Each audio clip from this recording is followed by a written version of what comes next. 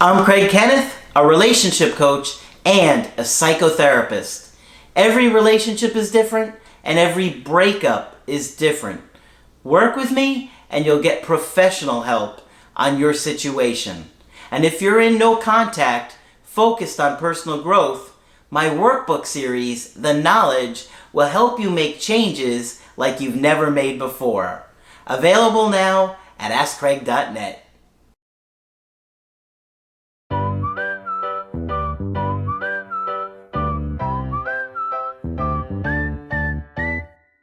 Hi there, I'm Coach Craig Kenneth. And I'm Coach Victoria. And in this video, we're going to be talking about I'm 70 and she's 25. Woo.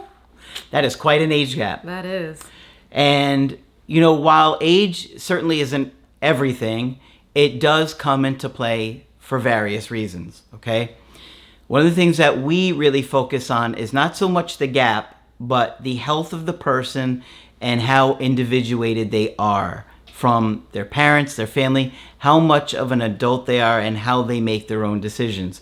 Because the closer somebody is to maybe like 30 and that they've had time to figure out who they are and what they want, the more likely they're going to be able to be in a long-term relationship or something, where there's an age gap. Because it's not easy to overcome that age gap, right? Mm-hmm. And of course, there are certain legal parameters. We just want to acknowledge that. For us, we find it more helpful to look at development. Yep. And just like Craig was saying, ability to make your own decisions. And also looking at brain development. At certain ages, different parts of the brain develops more so than others. And so these are important things to consider and look at if you have a significant age difference in your relationship. Yeah, like I think we did a video not too long ago where the person was like 18 or 19 and the guy was like 30 or 30 something. And that was much different, obviously, because when you're only 18, 19, you're barely out of the parents' house. Even if you are, you may not even be, honestly. Right. But there's a lot more to age gap in this story, as you're going to see. So I'm just going to go ahead and get into this one. They said, "Good afternoon, Craig. I am a 70-year-old married man." All right, calm your typing right now. Everybody's jumping on that. I don't blame him. I have a stable 45-year relationship with my wife, but it is not a relationship I find fulfilling because of almost non-existent sexual activity. Okay, so now we have a marriage of 45 years going on here, and he's looking to maybe cheat on his wife or leave her. Hard to say. Maybe he's just going to take whatever comes his way. But, obviously that makes it a lot more complicated. Yeah. Right? Yep. And many of you might be surprised to hear this 70-year-old man, having his concern about the non-sexual activity that's going on in his relationship. But it is quite a myth that older people just lack sexual functioning altogether. And The Villages is a prime example of that. That's right. If you don't know what The Villages is, it's a retirement community here in Florida that's infamous for their sexual activity, and they have higher rates of STDs and all of these things. So. You're going to be waiting in the clinic for a long time. Yeah.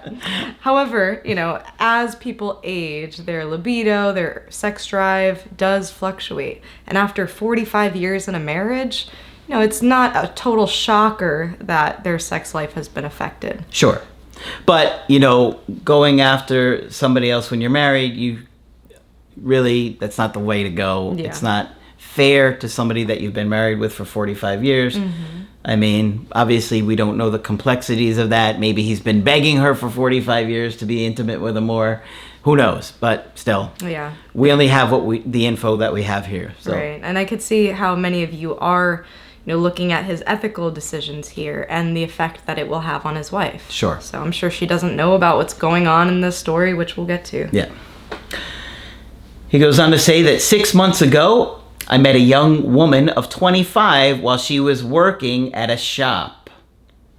Over several weeks, I developed a strong feeling towards this young woman, and I told her I wanted to have a romantic relationship with her. She seemed agreeable, but never accepted to go out with me on a date. So Was she enjoying the attention? Was she flirting for a reason? You know, why are you agreeing to have some kind of relationship but then not wanting to see the guy? Right. It's a little weird. And for me personally, I am not gung-ho about the idea of approaching somebody romantically while they're at work. Now, she is providing excellent customer service right now, and we don't want to take advantage of that. Wait until she's off the clock, or if you run into her at the bar. But in that type of a setting, personally, it doesn't rub me the right way. Yeah, because she might have been feeling a little trapped there. All right, let's go on. The third time I asked her to spend an afternoon with me at a hotel, she replied that we were not a couple and she refused. Now, this may have really rubbed her the wrong way because, you know, if he's, I mean, I get it. This guy's been frustrated probably for a very long time, but he's so caught up in how he's feeling about her that he's not seeing that it's coming across really strong to, you know, invite somebody to a hotel when you haven't even really gone out with them. It doesn't even sound like they've gone out on any dates. Right. So her hesitance already in the beginning, I'm not sure what his thought process was, thinking the very third time that he's, you know, having this type of interaction, he's jumping straight to meet me at a hotel. Y'all be careful, because sexual harassment is a chargeable offense, okay? So just be mindful of that, of how you're coming across, what you are saying to other people in your requests. And, you know, obviously the age difference here too adds to the stigma. Because you were older, I think you run a higher risk of coming off as creepy.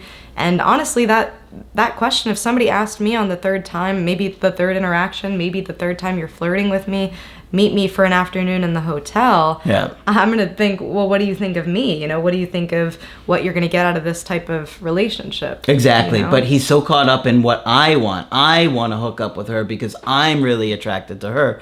I mean, you'd have to think, like, imagine if you were 25 years old, and I even mentioned this in the email coaching. I was like, imagine if you were 25 years old, and when you were 25, a 70-year-old woman wanted to be intimate with you and was pursuing you like that. Like, it would likely creep you out and freak you out. I mean, it's uncomfortable for people that are even, you know, in your age gap to come on that strong. Oh, yeah. But for somebody that, you know, that age gap, it's really probably going to be like, I can't believe this guy is going to invite me to a hotel like this. I think it really freaked her out. He needed to get this woman to really like him first as a person, as a man, before she was going to go that route, I think. And he, you know, if there was some interest level there, which there may have been, it sounds like there may have been some flirting, enough for him to pursue this. He really needed to get her to appreciate who he is, to overlook the age gap and all the things that are going to come with it. But I think he came on so strong, inviting somebody to a hotel room on a third date, or not even a third date, the third time you're asking him out. Yeah. It gives off a really weird vibe. And I'm willing to bet a lot of women would find this very disrespectful. So just be mindful of the way that you talk to people, the way that you approach, the way you flirt. Yeah. And, you know, think about, you know, how it's being received. I'm also curious as to if he was wearing his wedding band. Good point. If this is something that she may have noticed. You know, I don't know how clear and honest and transparent he's being about his situation here. So. It's another good point. Let's go on here and see what else he says. I had spent nearly 3 months courting this woman. On occasion, she had accepted gifts from me, and on one particular occasion, she asked for me to gift her a vacation trip for a foreign country. Now it's becoming more clear as to what her agenda is. If she's accepting gifts and asking this guy to pay for her to go on a vacation, I think she's just trying to see what she can get. Well, I mean, he's trying to see what he can get. That's true. He says, I agreed and made her the gift. I guess he means gave her the money.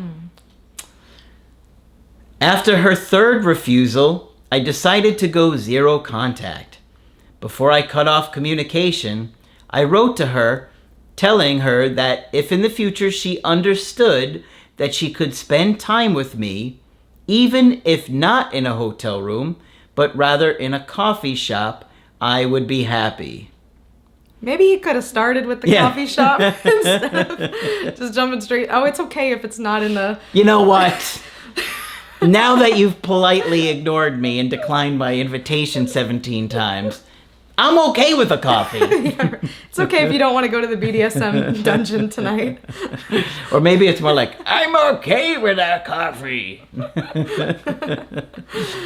I know we're joking around here, but we also want you to realize, once again, there is a socially appropriate way to approach people, and just be mindful of how you're coming across. We are laughing, and this is all in jest and in fun, but we do want you to approach people respectfully, be mindful, and start small, get to know somebody before you start making some bigger requests here. Yeah. Let's go on. After 2 months to the day, she wrote to me indicating that she did not know why she would not have understood that we could have coffee together. It's a kind of a confusing sentence there. I had to read over it a few times. I guess she means she was coming across like, yeah, I get that we could go to coffee together. I get that. I don't know why you would think that. I don't understand that. That's the best way I could read that. Yeah. But it is weird.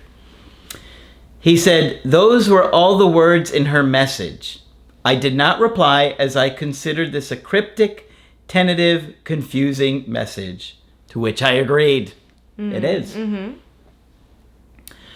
2 weeks later, she wrote again, telling me that she had lost her job at the store and that she is now in the real estate business.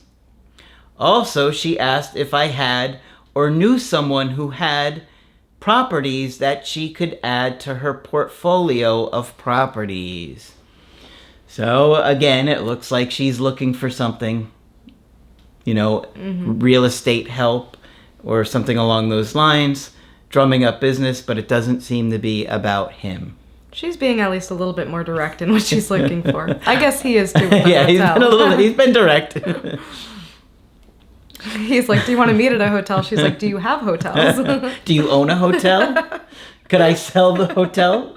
Could I list it as a property? Yeah, right. And I think it's also interesting considering the social context and culturally how we perceive these things. So, for example, my family in Sicily, there's a lot of people there who will end up caring for an older person because that older person doesn't have much family around, and when that person passes, they will leave the house in their name. And that's something that is very normalized. And so, not saying that that's the situation at all. It doesn't sound like he needs a caregiver. It sounds like he might be looking for something a little bit different. He does want some TLC.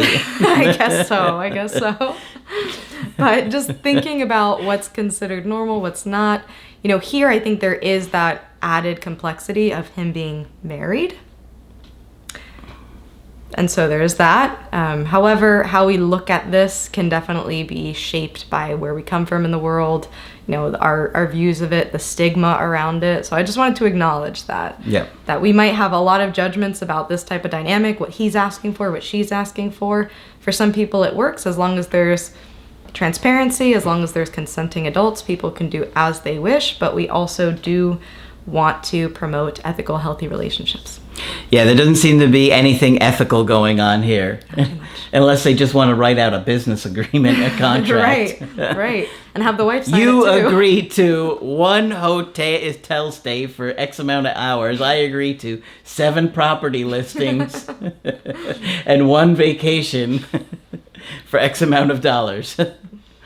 And the wife has to witness the contract. Yeah, right. All right. Okay, so he said, all right, so after that message about the properties, he said, on this occasion, I broke my 0 contact and replied. I answered her and told her that I was very sorry that she lost her job. I told her that I would look for possible opportunities for her to sell properties, but I never called her again. She has never called again for the last 5 weeks. Should I forget about this person? Should I wait longer for her to call again? Or should I call her and provide her with business opportunities? Okay, so I don't think you should reach out to her. I don't think you should try and give her business opportunities, because it seems to me like she's really just interested in taking advantage of you however she can. Obviously, you're trying to take advantage of her too and use her too. But, you need to see that she doesn't seem to have any good intentions here. He doesn't seem to have any good intentions here either. I'm just going to be very honest here. And, I'm just going to say it how I see it. Nowadays, the idea of having a sugar daddy, it's been a bit sensationalized, somewhat more normalized, at least more common, more talked about in the media. And so it seems like this is kind of the agreement that they were trying to go for. He was asking something, she was asking something. Like I had said before, it gets a little bit more muddy when there is somebody else in the picture. He is married. And it also doesn't seem like they have been direct. They have been direct in their own ways, but as far as what is the nature of our relationship, I wonder if this younger woman knows that he is married. I wonder if she's fully understanding of the consequences of what this relationship might actually look like. I wonder if there is any emotional piece to it. In the very beginning, he had said something about feelings for her. Well, I think it was more lustful feelings than anything. Yeah. Right. But just curious about the full picture, if there was more of a conversation here of what's really going on, of what do you expect? What do I expect? Let me tell you about my life. Would she really be consenting to this? Yeah. There's a little bit more here. He said, I am aware that this relationship, if it were to flourish, could possibly undo my marriage. I think it's almost certainly going to undo your marriage unless your wife is going to be okay with that. But the pain of waiting is a nuisance, and I want to put this pain in the past. Okay. He considers the pain a nuisance. That's an interesting way of phrasing it. Yeah. Okay, so look, I think he came on too strong here. I think this woman would have had to really like you first to overlook the age gap and obviously the fact that you're married. Those are two major factors. And, I'm not saying it's impossible to date somebody with this kind of age gap. It's maybe unlikely, but if the attraction is there, it can be strong enough. However, it didn't appear like her attraction was there from the get-go, because she was turning down just even dates. Mm-hmm. And then for you to ask her to spend time at a hotel, I think that really turned her off. Then it seemed like she just wanted to take advantage of you for money or paying for trips, and really had no intention of, wanting anything more than that with you. And it's tough to hear, but I think that's what we're looking at here. Now, a lot of people, I'm sure, are going to be angry at you hearing that you've been married for 45 years and, handling this like you have. Mm-hmm. So. And, for me too, I'm struggling with this email coaching in particular, because the feelings that I'm getting is like you are treating her like a vending machine. If you throw enough money at it, that you'll get what you want from her. And just you calling the waiting of her to reach out to you as a nuisance.